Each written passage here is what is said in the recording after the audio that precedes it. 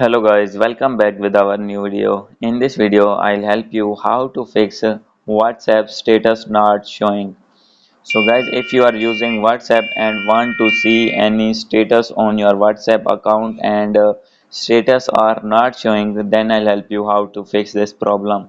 So guys, you can easily fix this problem. So let's start without wasting any time. So guys, first of all, you need to open your settings in your phone and you need to scroll down and click on app management, and after this click on app list. And guys, after this here you need to search WhatsApp, and guys, after searching WhatsApp you need to click on WhatsApp, and here is the option of permissions. So guys, simply you need to click on it, and after this here you can see the option of contacts. So guys, simply you need to click on it. So guys, make sure that it is checked on allow. So guys, if it is checked on don't allow, then guys you need to make allow this contact permissions. And guys, after doing allow you need to go back, and guys your problem will be fixed and you will be able to show status on WhatsApp. So guys, if still not showing the status on WhatsApp, then guys simply you need to open your Play Store and update your WhatsApp.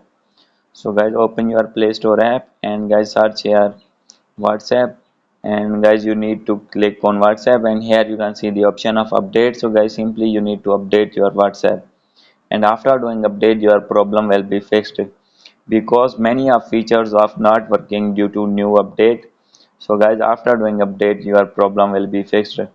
So guys, if still not fixed your problem and having this issue again and again, then guys you need to open your settings again, scroll down, and guys click on app management, click on app list, and guys here you need to search WhatsApp again,